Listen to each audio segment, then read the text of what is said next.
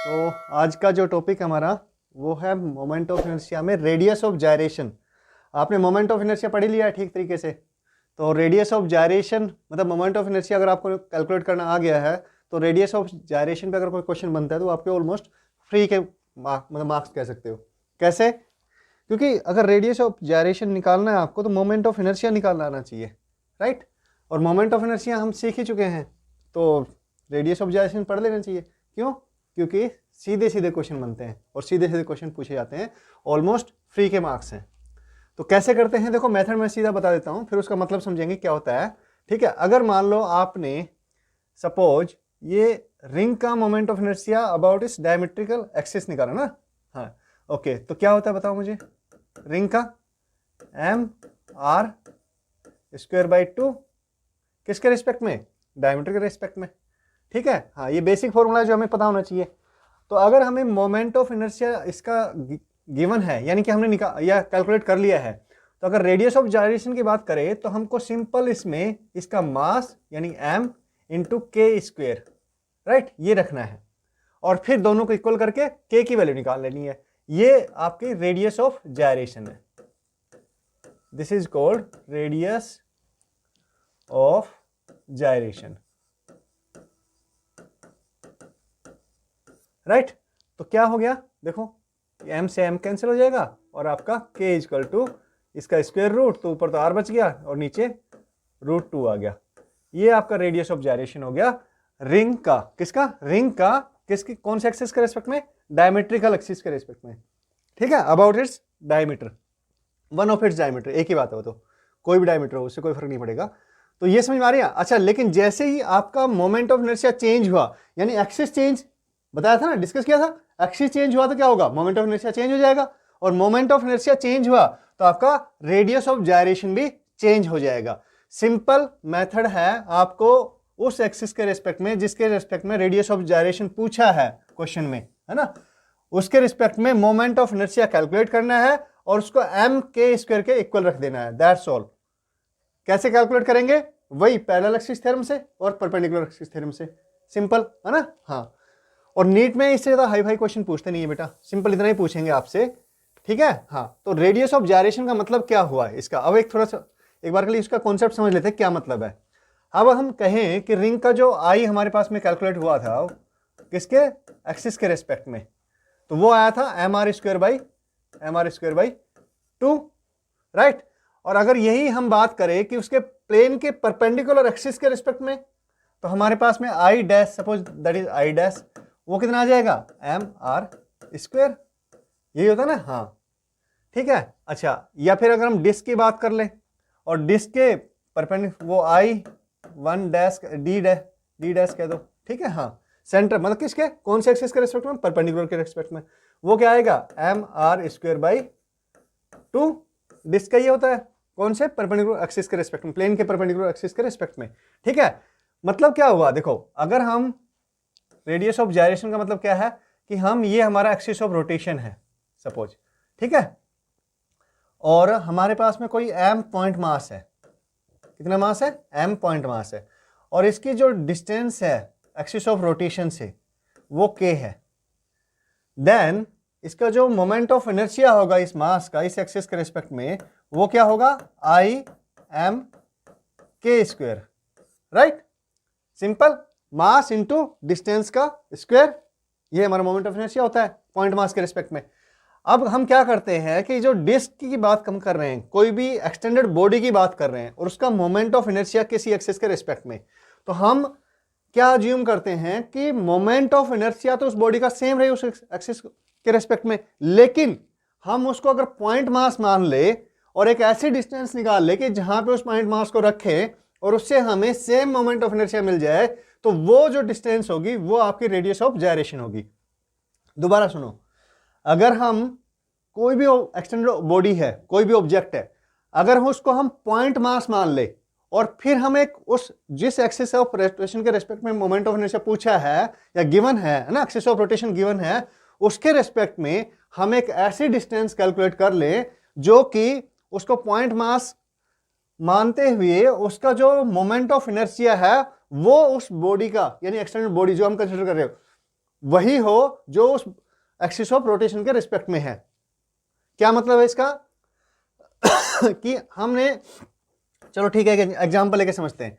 ये हमारे एक सपोज डिस्क है जिसका रेडियस r है और मास m है, मास m है। अब इस एक्सिस के रिस्पेक्ट में, कौन सा, परपेंडिकुलर एक्सिस के रिस्पेक्ट में, यानी इस एक्सिस के रिस्पेक्ट में हम इसका मोमेंट ऑफ इनर्शिया कैलकुलेट करना चाह रहे हैं। कर सकते हैं। कैसे करेंगे सर? सीधा सा है, ये आएगा आई, है ना, डिस्क के रिस्पेक्ट में mr²/2, ठीक है ना। हाँ, हमने पहले कैलकुलेट कर लिया है। पहले क्या किया ना, परपेंडिकुलर एक्सिस थ्योरम पढ़ी है हमने, परपेंडिकुलर एक्सिस थ्योरम से हम सीधा निकाल सकते हैं इसको, राइट। अब ये कह रहे हैं कि इसको अगर डिस्क को पॉइंट मास मान लिया जाए इसी एक्सिस के रिस्पेक्ट में, सपोज ये एक पॉइंट मास हो गया ये वाला, और इसका मास हमने m रख दिया, ठीक है। तो ये डिस्टेंस हम लेट अस अज्यूम k हो गई। तो इसके रिस्पेक्ट में, इस एक्सिस के रिस्पेक्ट में, इस पॉइंट मास का जो मोमेंट ऑफ इनर्शिया होगा वो क्या होगा, वो mk² हो जाएगा। कितना, mk²। लेकिन अब ये जो मोमेंट ऑफ इनर्शिया हो गया, हम कह रहे हैं कि इसको, इस डिस्क को हमने पॉइंट मास माना है, यहां पर पॉइंट मास अज्यूम किया है। तो ये इसका मोमेंट ऑफ इनर्शिया हमें k को इस तरह से रखना है कि इसका जो मोमेंट ऑफ इनर्शिया आए उसी एक्सिस के रिस्पेक्ट में, ठीक है, वो किसके इक्वल आए, जो कि एक्सटेंडेड बॉडी का मोमेंट ऑफ इनर्शिया है, यानी इसके इक्वल आना चाहिए, ठीक है। तो इसको हम इसके इक्वल रख देंगे बेटा, mr²/2, और k आपका आ गया, ये कैंसिल, m यानी m से m कैंसिल, ये बच गया कितना, ऊपर r/√2। अगर यही बात सपोज कोई ऐसे डायमेट्रिकल एक्सिस के रेस्पेक्ट में बात कर देता, है ना, हम क्या कह रहे हैं कि अगर मान लो, या फिर ये एक्सिस है जिसकी यहां से डिस्टेंस कितनी है, सपोज आपकी ये 3r डिस्टेंस है, राइट, इस एक्सिस के रिस्पेक्ट में। तो कैसे करेंगे, बिल्कुल इस एक्सिस के रिस्पेक्ट में हमें रेडियस ऑफ जायरेशन कैलकुलेट करनी है। तो सबसे पहले अगर हम इसके कहें कि भैया इसका जो मोमेंट ऑफ इनर्शिया है वो I1 है, तो हमें I1 कैलकुलेट करना पड़ेगा। और I1 कैसे कैलकुलेट करेंगे, पैरेलल एक्सिस थ्योरम से करेंगे। क्यों, क्योंकि इस एक्सिस के रिस्पेक्ट में ही हमने ये दूसरा एक्सिस लिया है, राइट, जिसके रिस्पेक्ट में हमें रेडियस ऑफ जायरेशन पूछी है। सो I1 क्या आएगा, इसका मोमेंट ऑफ इनर्शिया इसके रिस्पेक्ट में, that is equal to mr²/2 हमने कैलकुलेट किया था, प्लस ये डिस्टेंस, मास इंटू डिस्टेंस का स्क्वायर, यानी ये कितना हो गया 9, चलो नहीं सीधा प्रोसेस बताते हैं, इंटू 3r का square, and that is 9mr² plus mr²/2, 9 18 19/2 mr²। ये हमारा I1 हो गया, ठीक है। अब रेडियस ऑफ जायरेशन अगर निकालनी है इस एक्सिस के रिस्पेक्ट में, कौन से, इस एक्सिस के रिस्पेक्ट में, तो क्या करना पड़ेगा, बस सिंपल इसको mk² के बराबर रख दो, यानी यहां पे k1 कह लेते हैं हम, तो k1 के बराबर रख दो, m से m कैंसिल, और ये क्या आया, ये हमारा आ गया k1² equal to 19/2 r², 19/2 r²। So k1 is equal to √19/2 r। ये रेडियस ऑफ जायरेशन आ गई इस एक्सिस के रेस्पेक्ट में। तो सिंपल मेथड है, क्या है कि भैया आपको मोमेंट ऑफ इनर्शिया निकालना है। सबसे पहले जिस एक्सिस ऑफ रोटेशन के रेस्पेक्ट में रेडियस ऑफ जायरेशन पूछा है, उस एक्सिस ऑफ रोटेशन के रेस्पेक्ट में मोमेंट ऑफ इनर्शिया कैलकुलेट करना है, और उसके बाद में फिर उसको mk² के बराबर रख देना बस, और k की वैल्यू कैलकुलेट कर लेनी है। तो बिल्कुल सिंपल मेथड है ना। अच्छा, नीट में आपके बिल्कुल कैसे पूछेंगे, बहुत कॉम्प्लेक्स क्वेश्चन नहीं पूछेंगे, सिंपल क्वेश्चन पूछेंगे। तो मोमेंट ऑफ इनर्शिया हमने कैलकुलेट करना सीख लिया पहले से ही, है ना। कैसे, एक्सटेंडेड बॉडी का क्या होता है वो भी हमने सीख लिया है। पैरेलल एक्सिस थ्योरम और परपेंडिकुलर एक्सिस थ्योरम कैसे काम में लेते हैं, और उसकी हेल्प से हम किसी भी एक्सिस ऑफ रोटेशन के रिस्पेक्ट में मोमेंट ऑफ इनर्शिया कैलकुलेट कर सकते हैं, किसी भी एक्सटेंडेड बॉडी का या किसी पार्टिकल का, तो सिंपल हो ही जाएगा, राइट। तो ये हम कर चुके हैं। और तो रेडियस ऑफ जायरेशन में हमारे समझ में आ गया कि इस तरह से उसका mk1 या mk² के बराबर इक्वल रख के k की वैल्यू निकाल लेंगे, ठीक है। Very good. चलो तो कुछ एग्जांपल ले लेते हैं। एग्जांपल क्या, PYQ लेते हैं हम ना। ये देखो नीट 2022 का क्वेश्चन है, राइट। क्या क्वेश्चन में क्या पूछा है? बहुत ही सिंपल क्वेश्चन है, हम पहले कर चुके हैं इसको ना, मतलब इस तरह के क्वेश्चन को कर चुके, इस तरह के क्वेश्चन को नहीं, मतलब मोमेंट ऑफ इनर्शिया हमें कैलकुलेट करना आता है और उसको हम m के स्क्वायर के बराबर रख देंगे तो रेडियस ऑफ जायरेशन आएगा, जो कि इस क्वेश्चन में पूछा है। क्या करा है? वैसे होल्ड करो बेटा, वीडियो को पॉज करो और कैलकुलेट करने की कोशिश करो, ठीक है? क्वेश्चन को सोल्व करने की कोशिश करो, उसके बाद में सॉल्यूशन देखना। The ratio of the radius of gyration of a thin uniform disc, क्या दिया हुआ है? डिस्क दिया हुआ है, about an axis passing through its centre. कह रहा है कि जो आपका रेडियस ऑफ जायरेशन पूछा है एक एक्सिस के रिस्पेक्ट में, कौन से? जो कि इसके सेंटर से पास हो रहा है, and normal to the plane to the radius, normal to its plane. एक डिस्क दी हुई है,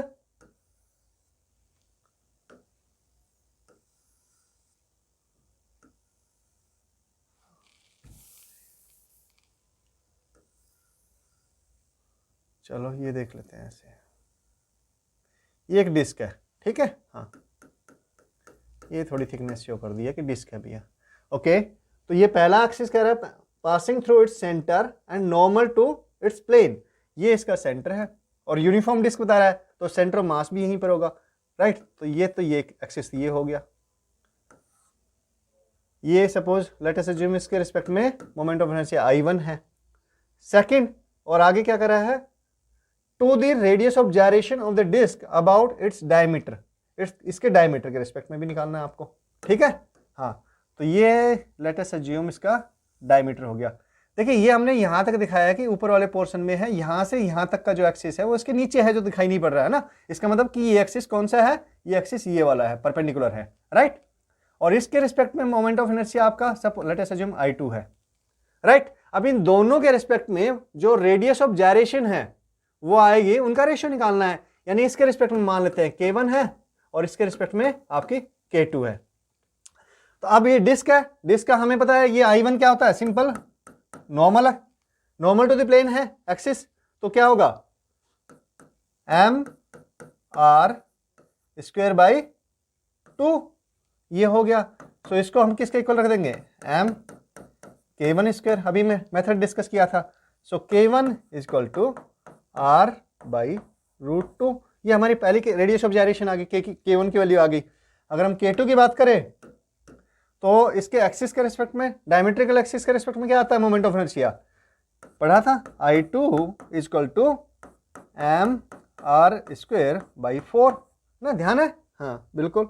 इसको किसके इक्वल रखेंगे? m K2 स्क्वायर के इक्वल रख देंगे, m से m cancel, so K2 equal to r by 2 and K1 ratio किसका पूछा है? परपेंडिकुलर से डायमीटर, है ना? हाँ, डायमीट्रिकल axis, so K1 by K2 पूछा है इसने। सो ये r by √2 divided by r by 2, 2 ऊपर चला जाएगा, r से r कैंसिल हो जाएगा, नीचे √2 आएगा, √2 से कैंसिल कर देगा और क्या बचेगा? √2 बचेगा, √2, यानी कि रेशियो तो कितना आया? देखो, हाँ, रेशियो आपका √2 आ गया।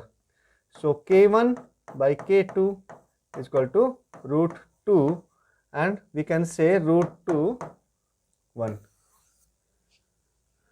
आपका डी आंसर आ गया। देखो कुछ मुश्किल है? नॉर्मल एक्सिस के रिस्पेक्ट में हमें पता है मोमेंट ऑफ इनर्शिया, उसको m K1 के स्क्वायर के बराबर रख दिया, फटाफट r बाई √2 आ गया। ठीक है, अभी तो टाइम लगा है क्योंकि हमने समझाया आपको, है ना? अदरवाइज कितना है आपका मतलब 1 मिनट का भी क्वेश्चन नहीं है, आप 30 सेकंड में सोल्व कर सकते हो सीधा। ये mr स्क्वायर बाई 4 आ गया डायमेट्रिकल एक्सिस रिस्पेक्ट में, ये r बाई 2 आ जाए K2, दोनों का रेशियो दे दो, खत्म बात। मुश्किल है क्वेश्चन? अगर आपने पहले कैलकुलेट करना सीख लिया है मोमेंट ऑफ इनर्शिया तो रेडियस ऑफ जायरेशन के नंबर तो फ्री गए बेटा। ओके, नेक्स्ट क्वेश्चन देखो, ये जिपमेर में आया हुआ है। Find the ratio of the radius of gyration of a disc and ring of the same radii at the tangential axis in the plane. अब मुझे बताओ, डिस्क का रेडियस ऑफ जायरेशन पूछा, टेंजेंशियल एक्सिस के रिस्पेक्ट में बात कर रहा है, है ना? हाँ, एक तो डिस्क का और रिंग का। तो देखो टेंजेंशियल एक्सिस के रिस्पेक्ट में डिस्क का कितना होता है रेडियस ऑफ, क्या आपका मोमेंट ऑफ इनर्शिया बताओ पहले। Moment of inertia I1, latest disc के रिस्पेक्ट में I1 ले लेते हैं हम उसको। तो डिस्क के रिस्पेक्ट में टेंजेंशियल एक्सिस की बात कर रहा है, यानी उसके प्लेन के परपेंडिकुलर आएगा या प्लेन में ही आएगा? सर प्लेन में ले सकते हैं। ये आपके डिस्क हो गई, ठीक है। हाँ, और ये आपका ये डायमेट्रिकल एक्सिस हो गया जो सेंटर से पास हो रहा है, ये टेंजेंशियल एक्सिस हो गया।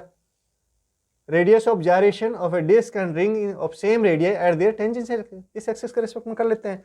तो इसके रिस्पेक्ट में क्या हो, डायमेट्रिकल एक्सिस के रिस्पेक्ट में क्या होता है डिस्क का, mr²/4 प्लस इसके रिस्पेक्ट में m इंटू, हमने कैलकुलेट करना सीखा ही था, r रेडियस है इसकी, सो mr² दैट इज 5/4 mr²। ठीक है ना। तो I1 आ गया आपका 5/4 mr², राइट। K1 कितना आ जाएगा, इसको m1 m K1 के इक्वल, K1 स्क्वायर के इक्वल रख दो बस।